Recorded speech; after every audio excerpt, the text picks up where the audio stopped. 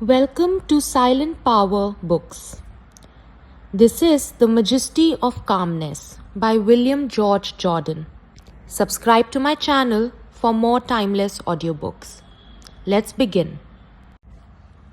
Chapter 1 The Majesty of Calmness. Calmness is the rarest quality in human life. It is the poise of a great nature, in harmony with itself and its ideals. It is the moral atmosphere of a life self-centered, self-reliant and self-controlled. Calmness is singleness of purpose, absolute confidence and conscious power, ready to be focused in an instant to meet any crisis. The Sphinx is not a true type of calmness. Petrification is not calmness. It is death, the silencing of all energies, while no one lives his life more fully, more intensely, and more consciously than a man who is calm. The fatalist is not calm.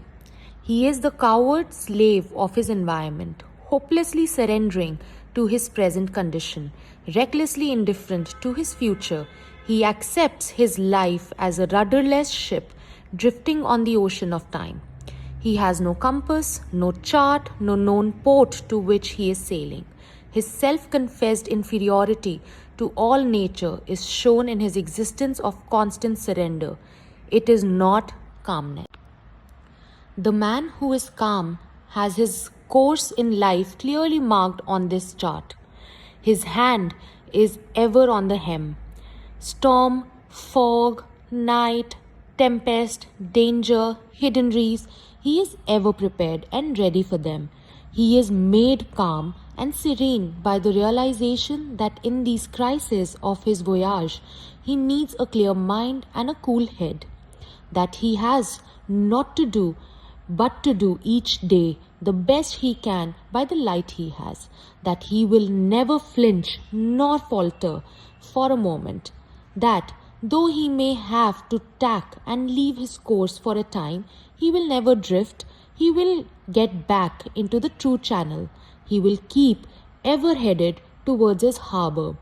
When he will reach it, how he will reach it, matters not to him. He rests in calmness, knowing he has done his best.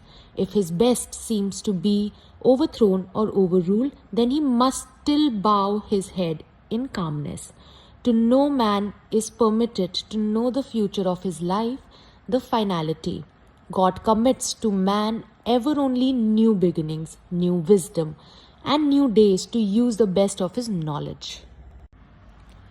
Calmness comes ever from within. It is the peace and restfulness of the depths of our nature.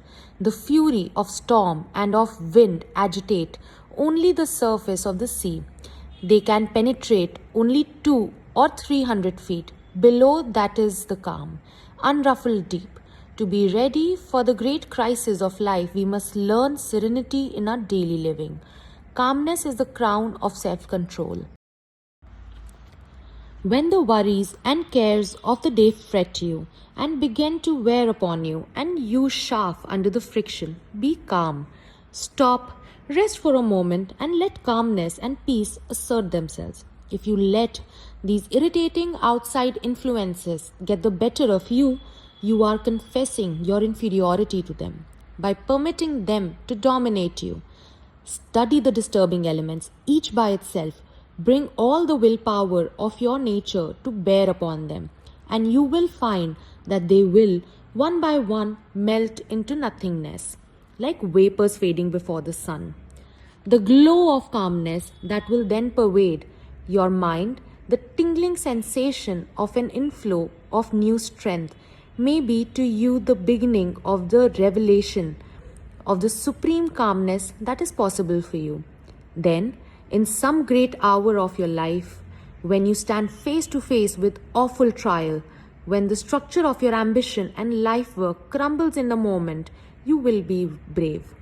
You can then fold your arms calmly, look out undismayed and undaunted upon the ashes of your hope, upon the wreck of what you have faithfully built, and with brave heart and unfaltering voice you may say, "So let it be, I will build again.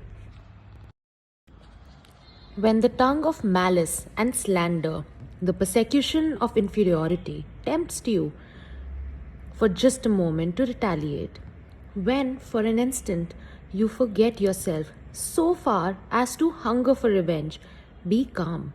When the grey heron is pursued by its enemy, the eagle, it does not run to escape, it remains calm, takes a dignified stand, and waits quietly, facing the enemy unmoved. When the terrific force with which the eagle makes its attack, the boasted king of birds is often impaled and run through on the quiet, lance like bill of the heron. The means that man takes to kill another character becomes suicide of his own.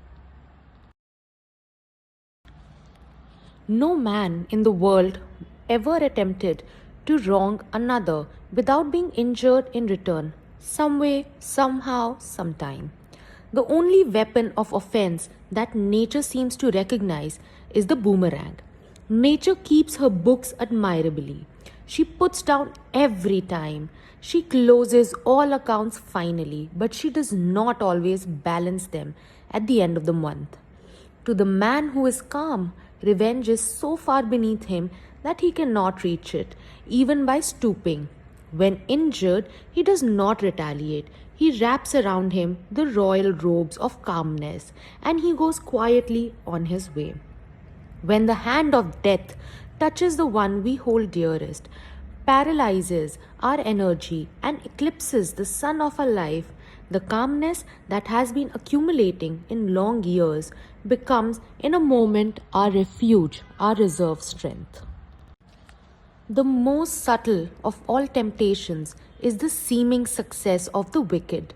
It requires moral courage to see without flinching material prosperity coming to men who are dishonest, to see politicians rise into prominence, power, and wealth by trickery and corruption, to see virtue in rags and vice in velvets, to see ignorance at a premium and knowledge at a discount. To the man who is really calm, these puzzles of life do not appeal. He is living his life as best he can. He is not worrying about the problems of justice, whose solution must be left to omniscience to solve. When man has developed the spirit of calmness until it becomes so absolutely part of him that his very presence radiates it, he has made great progress in life. Calmness cannot be acquired of itself and by itself. It must come as the culmination of a series of virtues.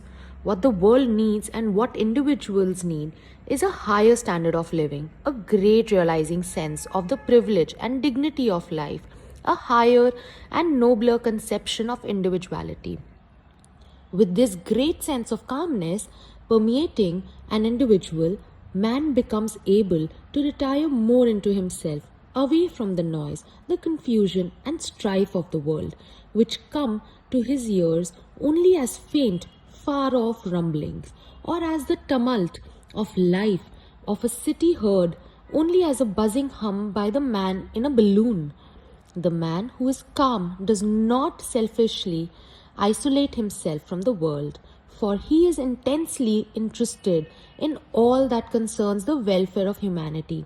His calmness is but a holy of holies into which he can retire from the world to get strength to live in the world. He realizes that the full glory of individuality, the crowning of his self-control, is the majesty of calmness.